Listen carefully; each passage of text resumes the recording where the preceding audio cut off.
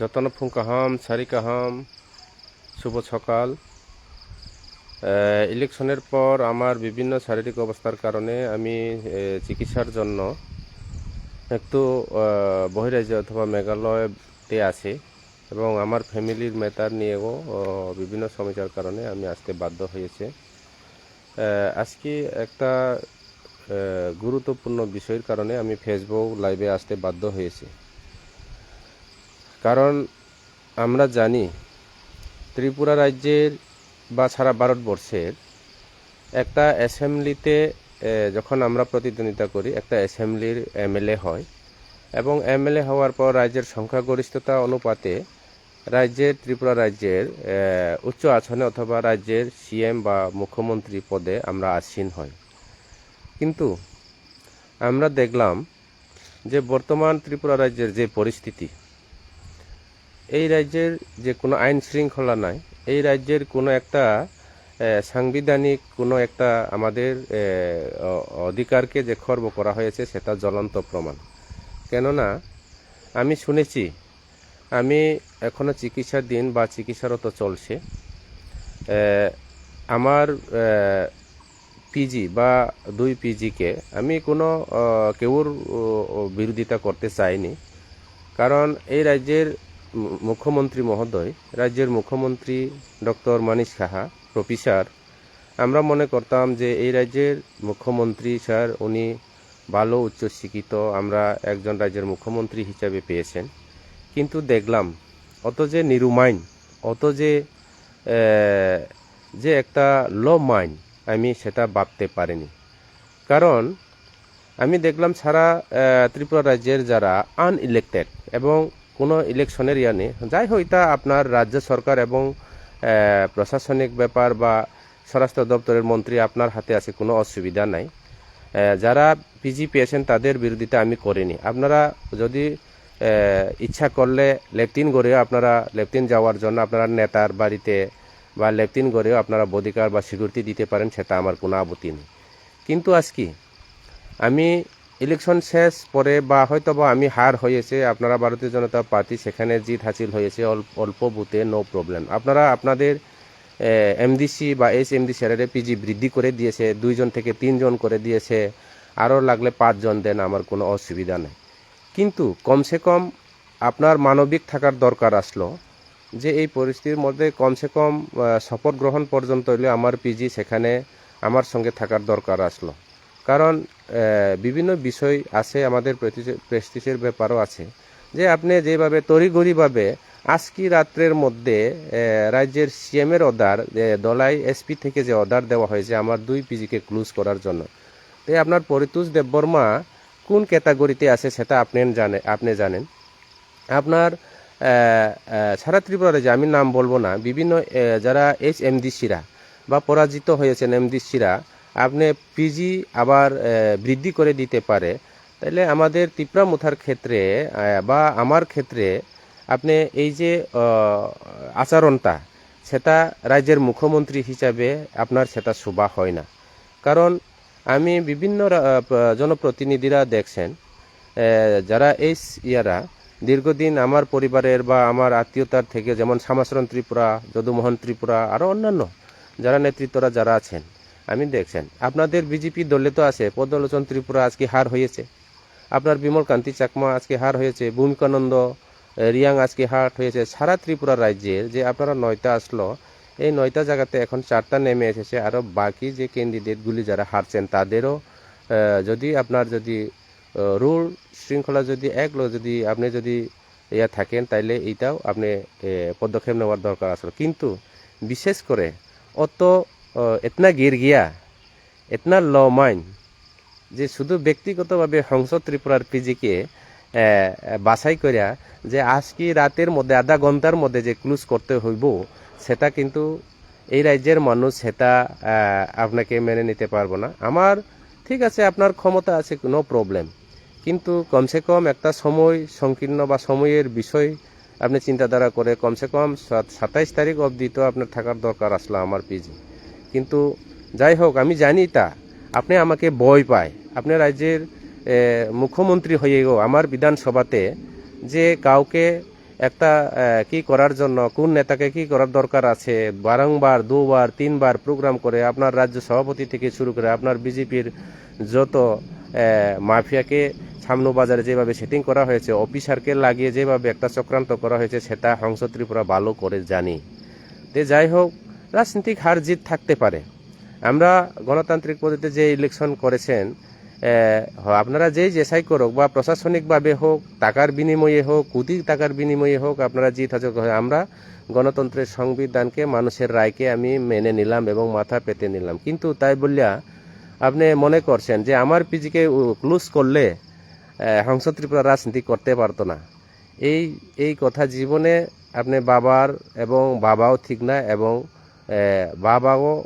সেটা দরকার নেই। হংস ত্রিপুরা কিছুদিনের মধ্যে আবার মতদানে ঝাঁপিয়ে পড়ব। যতদিন বাচ্চা থাকে আপনার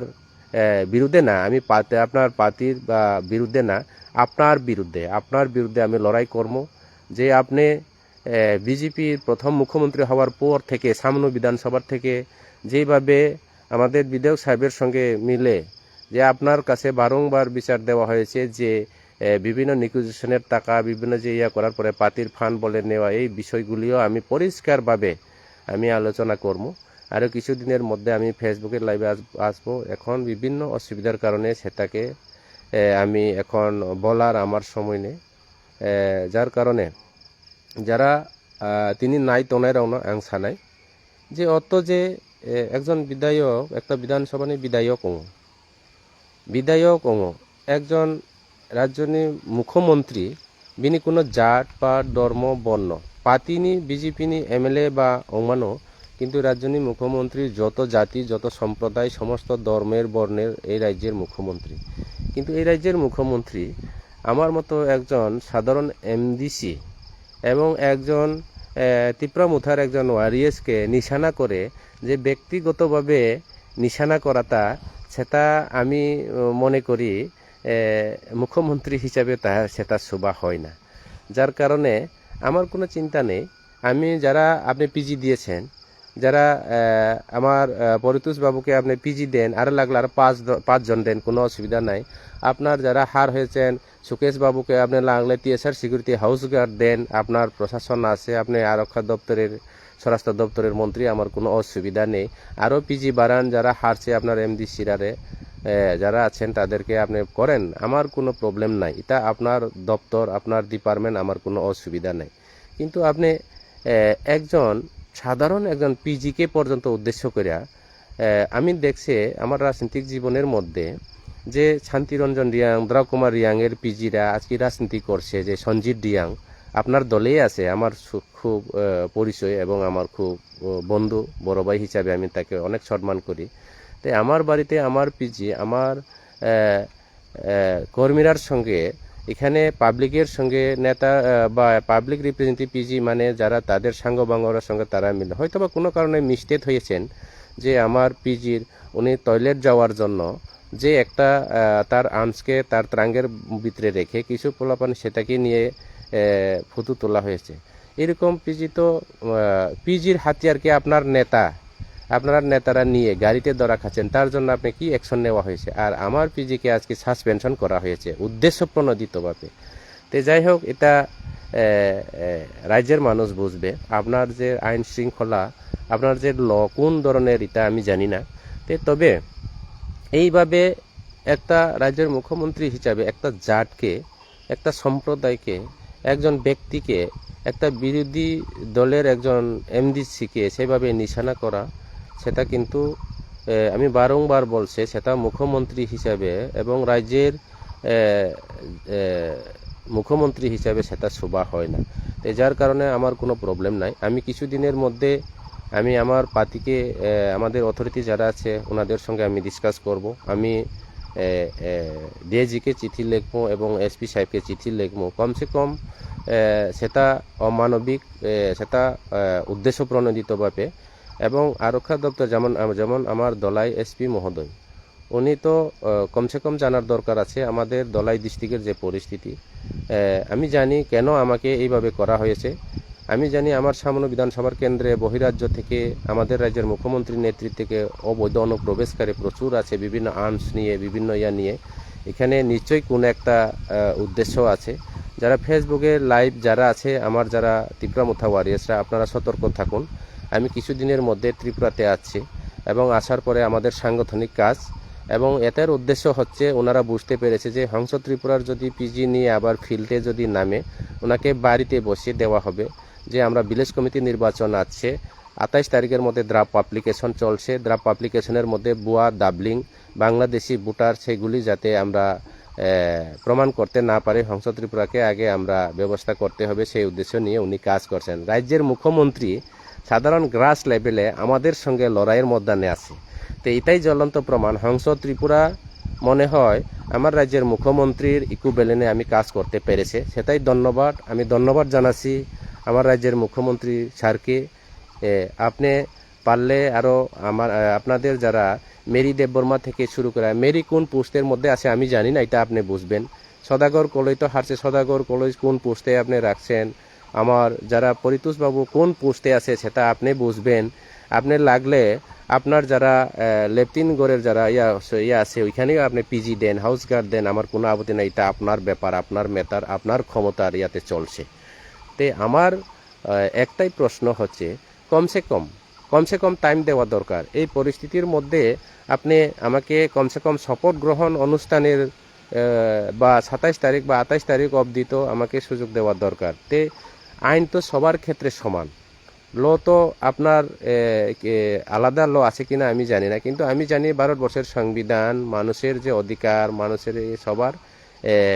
অধিকার আছে। তে পাবলিক রিপ্রেজেন্টেটিভরা আমি দেখছি এখানে আপনার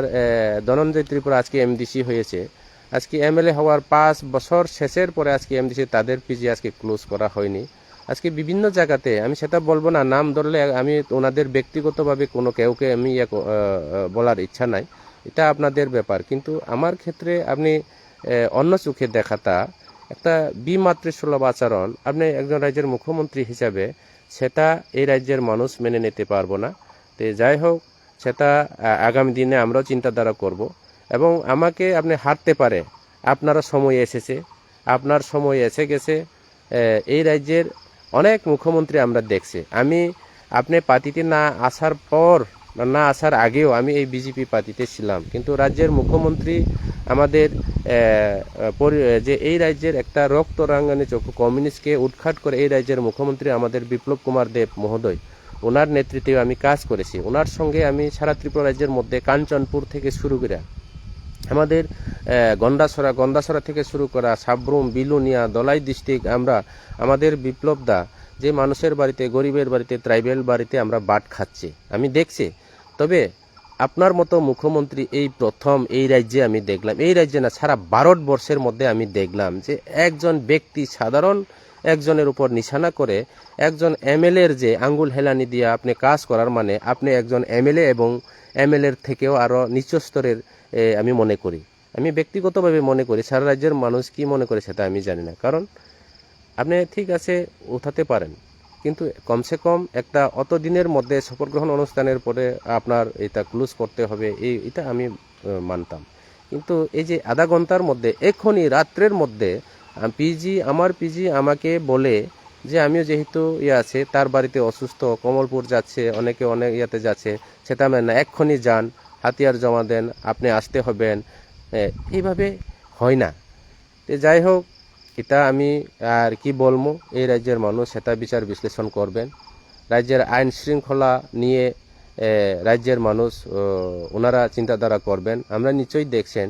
আজকে মাঠে ময়দানে বলে সবকা সাথ সবকা বিকাশ, সবকা সাথ সবকা বিকাশ, সুশাসন চলছে। এইভাবে করে কোনো সুশাসন হবে না। এটা হচ্ছে গণতন্ত্রের শাসন না, এটা হচ্ছে দলতন্ত্রের শাসন, ব্যক্তিতন্ত্রের শাসন।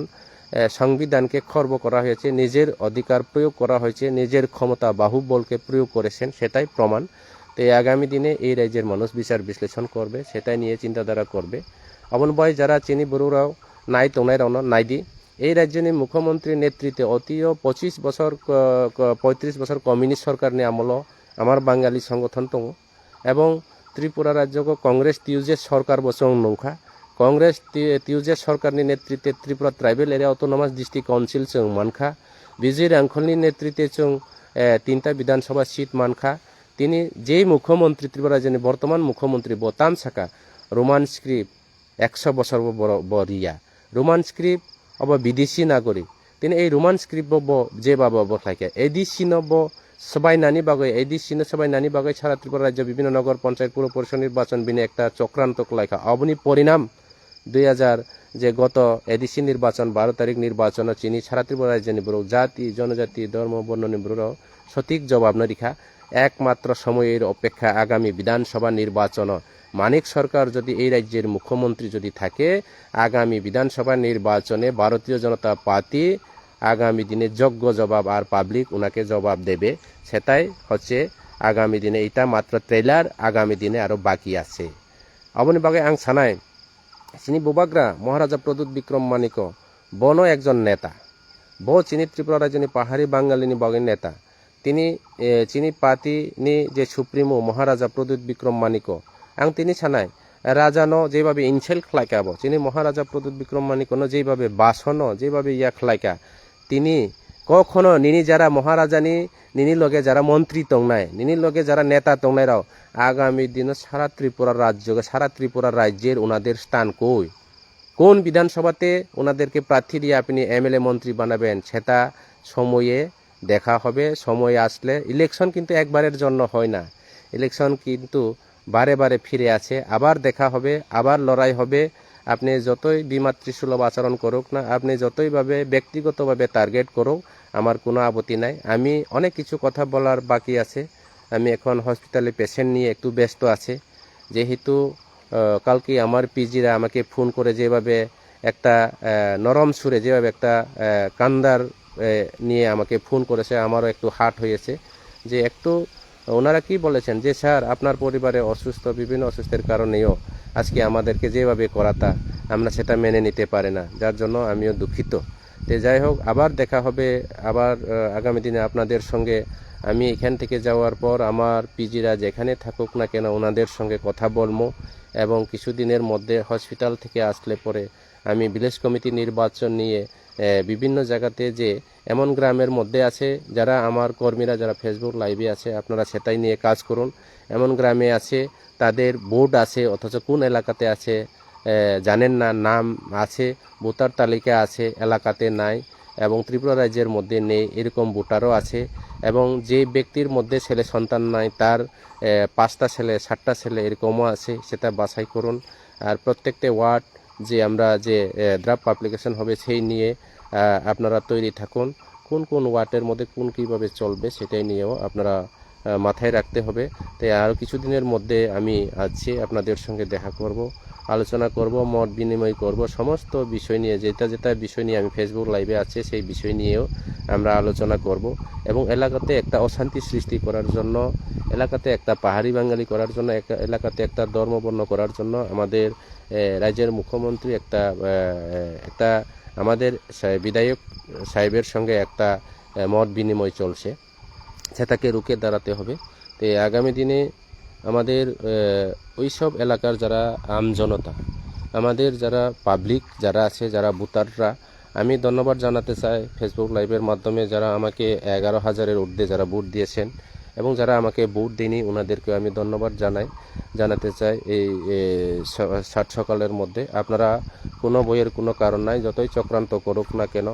এবং আমাদের বিধানসভা এলাকাতে যারা অবৈধ অনুপ্রবেশ যারা এলাকার অশান্তি করার একটা চেষ্টা চলছে এই রাজ্যের মুখ্যমন্ত্রীর নেতৃত্বে সেটাকেও আমরা রুখতে হবে আগামী দিনে সেই বিষয় নিয়ে বিস্তারিতভাবে সেই ফেসবুক লাইভের মধ্যে আমি পরিষ্কারভাবে আলোচনা করতে পারবো না সময়ে দেখা হবে আরও কিছুদিনের মধ্যে আপনাদের সঙ্গে কথা হবে এবং আং সানাই নাইসয় তংদি অপেক্ষা খাইদি হার জি তংনাই কোনো ওয়ানানি কোনো কারণ করে চিনি এডিসি সরকার তাবুবো তুঙো চিনি আগামী 27 তারিখ পরে চিনি মহারাজা কৃত বিক্রম মহারাজা কৃত বিক্রমনি অন্তিম সংস্কার দিন চিনি বুবাগ্রা চিনি এমডিসির শপথ গ্রহণ অনুষ্ঠান খাইনাই আর নরাও শপথ লামানি পরে সাংবিধান অবখলায়ে নরাও সামুং তাংলাই বেনাই এবং চুংব নরাও সাহায্য সহযোগিতা খালাইনাই নরাও এলাকানি বরুনি সামুং তাংনাই কাহাম খাই চলে মানথুং আগামী দিনও আরও বারে বারে নরাও সামুং তাং মাথুং এই রাজ্যনি যে একটা অসাংবিধানিক এই রাজ্যনি যে একটা অমানবিক এই রাজ্যনি একটা নিরু মাইন যেটা ল মাইন যেভাবে চলেই দङ চিনি রাজ্যনি নেতৃত্বে ভারতীয় জনতা পার্টির যে মুখ্যমন্ত্রী অমানো যদিও কিন্তু সারা রাজ্যনি জাতি জনজাতির মুখ্যমন্ত্রী কিন্তু একটা জাতি ন একটা সম্প্রদায় ন একটা ব্যক্তি ন টার্গেট খাই যেভাবে অব খাইমানি অব কিন্তু একদম হামিয়া অশুভ অবনি বাগৈ আংনারাवनो সানাই কোনো চিন্তা অনুযায়ী তাকরিদি সামনো বিধানসভা কেন্দ্র নারাও নাইদি অনেক কিছু ছাগো জাতি কিন্তু মোহনলাল চাকমানো যেভাবে আক্রান্ত খাইকা আনো রাস্তা ও আটকাই মানে যে অব খাইকা তিনি মোহনলাল ন ছাগো মোহনলাল নাকি মোহনলালকে কেউ আক্রমণ করেনি ব্রিজের উপর থেকে বলে পড়ছে এটা পুলিশ প্রশাসন কোনো ব্যবস্থা নিতে পারছে না অব কোনো আইন করে আগামী দিন নৌকা যেভাবে যেভাবে চলে নৌকা নৌকা চলে নাই এবং ভারতবর্ষের সংবিধান কোন দিকে ভারতবর্ষের যে প্রশাসন যে স্বরাষ্ট্র দপ্তর যেভাবে অবখলাই চলে দङ এবং जोंबो অদিকে চলে নাই আইন সবার ক্ষেত্রে সমান जों কেবল তাকৃতি আগামী দিন অব বিস্তারিতভাবে আলোচনা খাইনাই সংসদ ত্রিপুরা কোনো প্রবলেম করে হার জিত দৌনাইনো আইগিও আং এক পয়সা করে যার ভারতীয় জনতা পার্টি কমিউনিস্ট যে 25-35 বছর কমিউনিস্ট সরকার বাই লড়াই খাই আনি বাইক পর্যন্ত ফাগৈ আনি নিজে নি বাইক পর্যন্ত ফাই কমিউনিস্ট বাই লড়াই খাইও এই বিজেপি বাই লড়াই খাইনানি আনি কোনো প্রবলেম করে তাবো নরাউনি কাসাম এমডিসি তাবুক তো কাসাম এমডিসি সংসদ ত্রিপুরা তাবুক কয়েক পয়সা ফানো মাই চাগৈ লড়াই খাই জানা পর্যন্ত আনি ক্যাপাসিটি দङ আনি কোনো প্রবলেম করে নরাউনি লগে দৌনাই এডিসি নির্বাচন হার মানো তাবুখায় এডিসি নির্বাচনে ভিলেজ কমিটি নির্বাচন আবার আং প্রত্যেকটা ওয়ার্ড প্রার্থী হিয়াং মনেখানে প্রত্যেক ওয়ার্ডের মধ্যে সংসদ ত্রিপুরা প্রার্থী এই মানসিকতা নিয়ে আমি কাজ করব আপনারা শুধু সময়টা আমাকে দেন কয়েকদিনের জন্য এই কারণে আমি আসার আগে আমি আগরতলা আমার কোয়ার্টারে থাকতেও আমি ফেসবুকে লাইভ করে আপনাদের কাছে সময় চেয়েছে যে আমার বিভিন্ন প্রবলেম কারণে আমি একটু চিকিৎসার জন্য ট্রিটমেন্ট জন্য বাইরে যেতে হবে আপনারা আমার লাইভগুলি দেখেন তাই আজকেও আমি আবার আপনাদেরকে জানাতে চাই আর কিছুদিনের মধ্যে আমি আছি আপনাদের সঙ্গে মিটিং কর্ম 28 তারিখের মধ্যে আমি সামনু উত্তর লংতরাই পার্টি অফিসে আমি এই ফেসবুক লাইভের মাধ্যমে আপনাদেরকে আমন্ত্রণ জানাতে চাই এই রাজ্যের একটা অসাংবিধানিক এই রাজ্যে একটা অগণতান্ত্রিক এই রাজ্যের একটা জাত পাট ধর্ম বর্ণ ব্যক্তি বিশেষে উদ্দেশ্য করে যে রাজনীতি চলছে যে এই রাজ্যের মুখ্যমন্ত্রী নেতৃত্বে যেভাবে চলছে সেটাকে আমরা রুখে দাঁড়াতে হবে আমি আছি আপনারা সবাই প্রত্যেকটি বিসি চেয়ারম্যানরা প্রত্যেকটি ওয়ার্ডের আমাদের তিপ্রামুথা ওয়ারিসরা যারা মহারাজার ফলোয়াররা আমার subzonal committee all subzonal committee all TWF YTF all YTF formal president যারা আছে আপনারা সবাই এবং বিসি মনিটরিং আমাদের চেয়ারম্যান কমিটির মনিটরিং না আমাদের তো চেয়ারম্যানই আছে চেয়ারম্যানরা ওনারা যেভাবে একটা দুর্নীতি করার জন্য ব্লকে কোটি কোটি টাকা গত এডিসি নির্বাচনে যে অবৈধভাবে এলাকার টাকা এলাকা PDF TFCর ফান্ডের টাকা নিয়ে যেভাবে দুর্নীতি চলছে সেটাকে নিয়েও আমরা গণডেপুটেশন প্রতিনিধিমূলকভাবে আমরা আন্দোলন করব এলাকার মানুষের স্বার্থে কাজ করব তে আপনারা শুধু আমাকে সময় দেন আর কিছুদিনের মধ্যে আপনাদের হয়ে কাজ করার জন্য আমি প্রস্তুত আছি আমি তৈরি আছি হামবাই যতন খুলুম বাইখা বেকুনরে জুজু সবাইকে নমস্কার ধন্যবাদ